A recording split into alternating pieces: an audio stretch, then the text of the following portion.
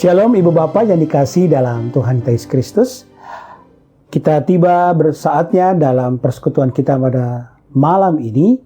Kita akan merenungkan kebenaran firman Tuhan. Mari Ibu Bapak, saya mengajak kita semuanya menyiapkan hati dan diri. Dan kita akan bersama membaca dan merenungkan firman Tuhan. Mari kita satu dalam doa. Kita berdoa. Bapa Sorgawi, saatnya Tuhan, bersama kami akan membaca dan merenungkan kebenaran firman-Mu. Berkatilah Tuhan agar dapat kami pahami kehendak Tuhan di dalam firman yang akan kami baca, dan kami dimampukan melaksanakannya di dalam kehidupan kami setiap harinya. Berkati hamba Tuhan agar dapat menguraikan firman-Mu dengan baik. Kasih Tuhan menyertai hamba. Dalam Kristus kami berdoa. Amin. Ibu Bapak yang dikasihi dalam Tuhan Yesus Kristus, kita siapkan terlebih dahulu Alkitab kita. Kita buka Mazmur 40. Mazmur 40 ayatnya yang ke-10 hingga 18. Mazmur 40 ayat 10 hingga 18. Kalau Ibu Bapak sudah siap, mari berdiri. Bersama kita akan perhatikan bacaan kita saat ini. Saya akan bacakan buat Bapak Ibu sekalian. Mazmur 40 ayat 10 hingga 18. Aku mengabarkan keadilan dalam jemaah yang besar, bahkan tidak kutahan bibirku.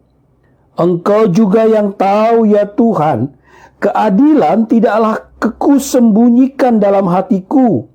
Kesetiaan-Mu dan keselamatan daripadamu kubicarakan. Kasih-Mu dan kebenaran-Mu tidak kudiamkan. Kepada jemaah yang besar, Engkau Tuhan janganlah menahan rahmat-Mu daripadaku.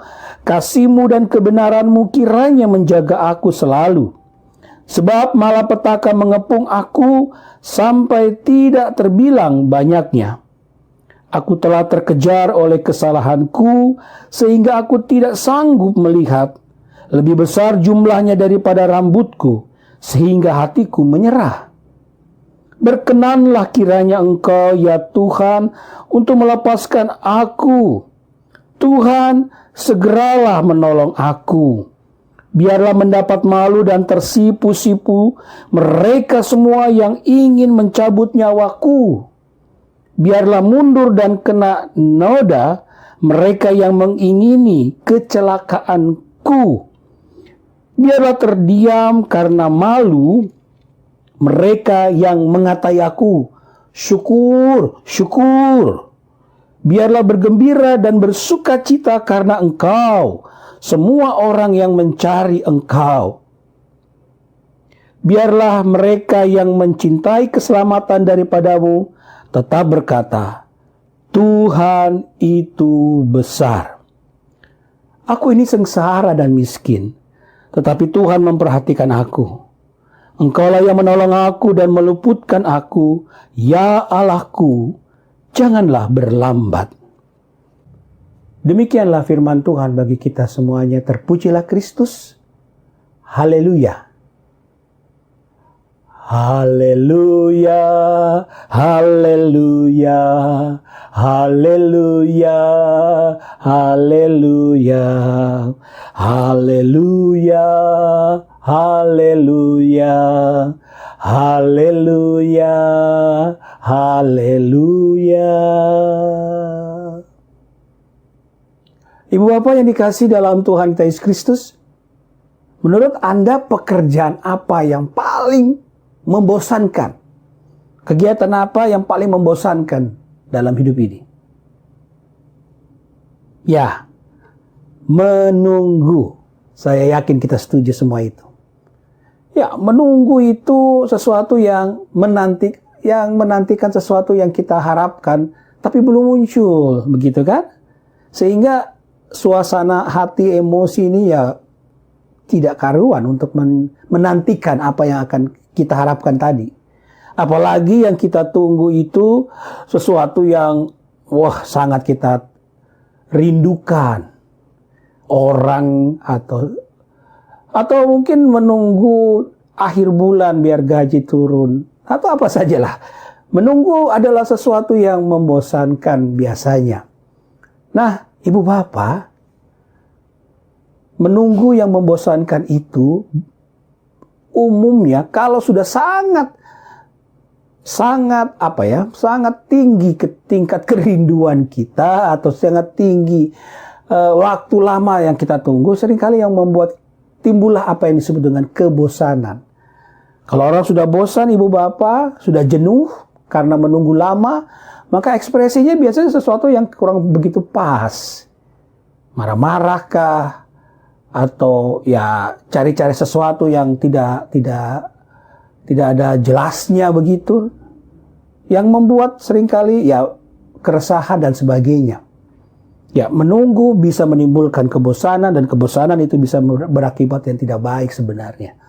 Nah, ibu bapak, dalam kehidupan kita itu memang ada. Nah, bagaimana kalau kita harus menunggu berkat Tuhan? Bagaimana sikap iman kita kalau kita harus menantikan kasih dan berkat Tuhan itu hadir dalam diri kita, kehidupan kita? Apakah kita akan jadi bosan karena mungkin bagi kita yang kita tunggu berkat Tuhan, yang kita sudah minta, kita doakan, kita sudah serahkan pada Tuhan, tidak datang-datang juga? Apakah kita akan jadi bosan? Lalu, kalau sudah bosan, marah-marah sama Tuhan? Apakah sikap iman itu yang kita ada dalam diri kita? Dan apakah sikap iman seperti itu, mulai bosan dan marah-marah kepada Tuhan, Tuhan perkenankan ada dalam hidup kita?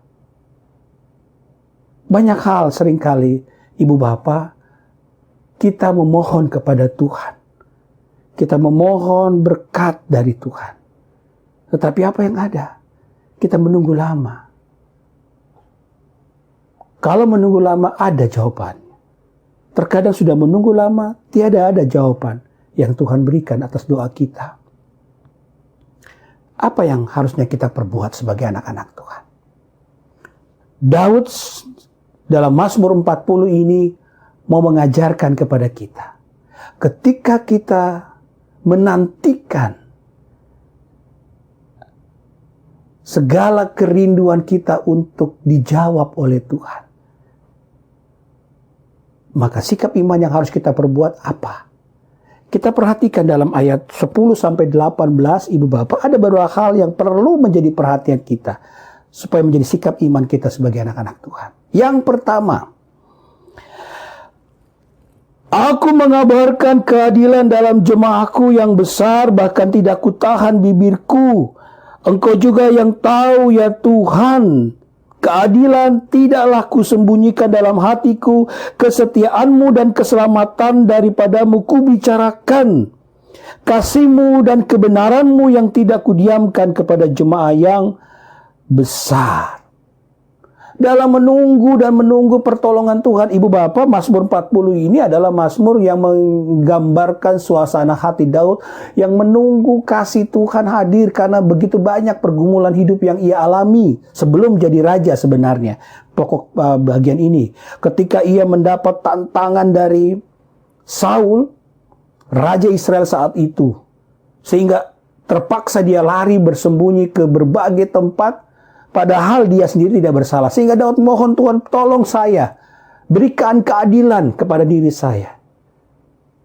Tapi Tuhan belum memberikan jawaban pada Daud.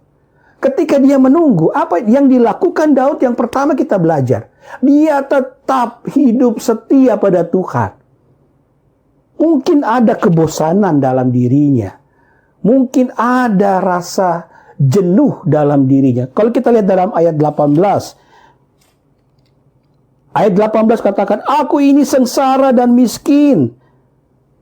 Aku ini sengsara dan miskin, artinya Daud menggambarkan bahwa aku ini loh ketakutan, dikejar-kejar oleh Saul, padahal aku tidak bersalah. Tetapi Tuhan memperhatikan aku. Tidak ada ucapan, sikap yang menentang Tuhan yang disampaikan oleh Daud. Ketika ia harus menunggu dan menunggu jawaban Tuhan, pertolongan Tuhan untuk hadir dalam dirinya, dia tetap memuji, memuliakan Tuhan. Ayat 14 dia tegaskan lagi, aku tetap mengabarkan keadilan kepada jemaat yang besar. Artinya Daud tetap menjadi saksi Tuhan, menyampaikan kebenaran Tuhan bagi sekitarnya, bahwa Tuhan itu benar, Tuhan itu penuh kasih dan adil dalam hidupnya. Ibu bapak, ini pelajaran pertama buat kita semuanya. Ketika kita menunggu jawaban Tuhan atas pergumulan, kerinduan-kerinduan yang sangat kita nantikan, mungkin belum Tuhan jawab. Atau mungkin juga sebenarnya Tuhan tidak akan jawab, karena Tuhan tahu apa yang paling utama dalam hidup kita. Maka sikap Daud ini kiranya menjadi pelajaran iman buat kita. Jangan kendor untuk setia pada Tuhan. Jangan kendor untuk tetap memuji memuliakan nama Tuhan. Kenapa? Karena kalau kita sadari, kita renungkan baik-baik, Tuhan mau jawab atau tidak atas permohonan kita, itu otoritas Tuhan. Itu kuasa Tuhan, artinya itu haknya Tuhan. Bukan saya, bukan Tuhan saya minta harus ada, harus dijawab. Oh tidak. Kalau memang itu Tuhan pandang sebagai sesuatu yang menjadi kebutuhan kita, Tuhan akan jawab pada waktunya. Mau cepat atau lambat Tuhan akan jawab. Tapi kalau Tuhan bilang, tidak, itu bukan bagianmu.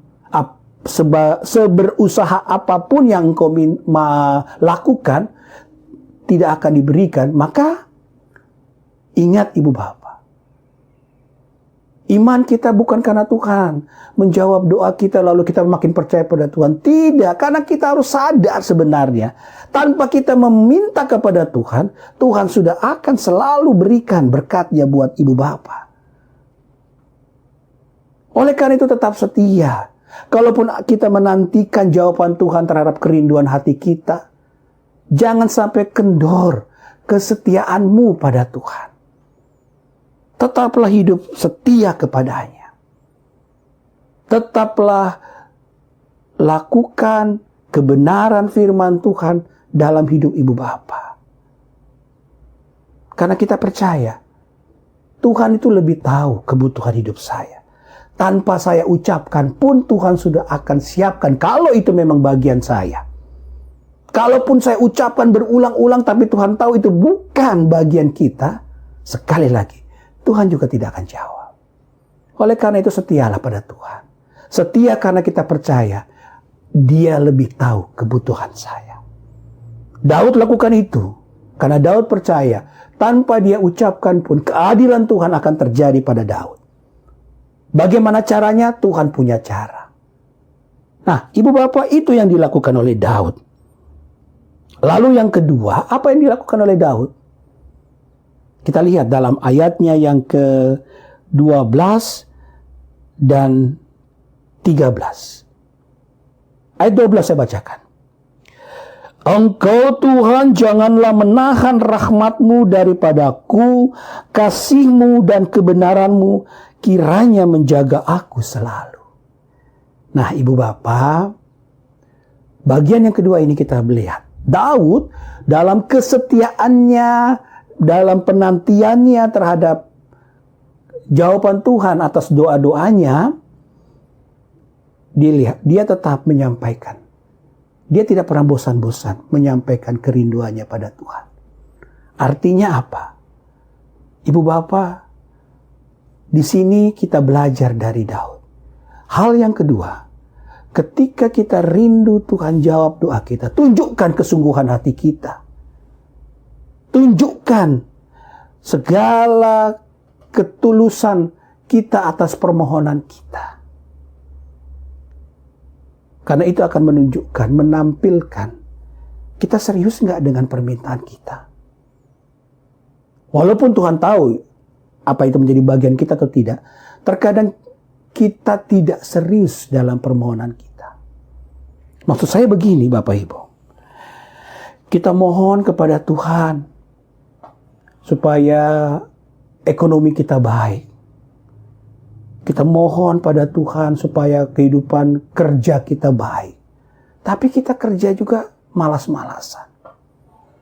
Kita berangkat kantor suka-suka kita. Kita kerja di kantor, kalau enak hati baru kerja rajin. Kalau hati tidak enak dengan bos di kantor, kita coba cari-cari alasan untuk tinggalkan kantor. Di situ tidak ada berkat Tuhan. Anda tidak serius untuk meminta berkat Tuhan. Daud serius memohon keadilan dalam Tuhan. Dia tunjukkan dalam kesetiaannya dan dalam keseriusan dia menantikan jawaban Tuhan. Sikap dirinya ia nyatakan kepada Tuhan. Ketika Anda memohon kepada Tuhan, benar-benar hayati bahwa permintaan yang Anda sampaikan kepada Tuhan itu sesuatu yang betul-betul Anda gumuli. Bukan sekedar cuma hawa nafsu Anda. Karena lihat orang begitu, jadi iri hati. Maunya kepingin seperti itu walaupun diri tidak mampu. Tuhan saya kepingin seperti A, punya ini, punya itu. Padahal kerjanya juga cuma santai-santai, tidak bekerja keras. Percuma Bapak Ibu. Tuhan saya mau punya orang teman yang baik. Saya ingin berdamai dengan orang lain. Tetapi setiap ketemu orang, omongannya selalu memfitnah orang. Menjelek-jelekkan orang. Bagaimana orang bisa berdamai dengan kita? Tidak bisa. Seriuslah, kalau boleh saya pakai istilah itu, seriuslah ketika Anda meminta kepada Tuhan. Karena itu menunjukkan hati kita yang terdalam. Bahwa permintaan kita itu bukan sekedar hanya hawa nafsu, keinginan manusiawi saja. Tapi betul-betul sesuatu yang esensi di dalam kehidupan kita. Nah Ibu Bapak, malam ini saya ingin mengajak kita untuk belajar dua hal itu. Menunggu di dalam Tuhan, menunggu kuasa kasih Tuhan. Harusnya mengajarkan kepada kita dua hal ini. Malam ini kita belajar ada dua hal itu. Setia dan seriuslah di dalam meminta kepada Tuhan. Ketika dua hal ini Ibu Bapak hayati dalam hidup Ibu Bapak, lihat. Kuasa kasih berkat Tuhan akan nyata dalam hidup saudara. Kalaupun Tuhan akan menjawab kerinduan Anda, maka Anda akan menerimanya dengan sukacita. Kalaupun memang bukan itu bagian Anda pun tetap mengucap syukur kepada Tuhan. Karena Anda tahu, yang terbaik Tuhan tahu buat saya dan Anda. Oleh karena itu, ketika Anda menyampaikan kerinduan Anda kepada Tuhan, biarlah otoritas Tuhan yang menjawabnya. Menjawab dengan memberikan atau dengan tidak memberikan. Anda tetap setia. Anda tetap sungguh-sungguh dalam ketulusan hidup di dalam kasih Tuhan. Tuhan Yesus memberkati.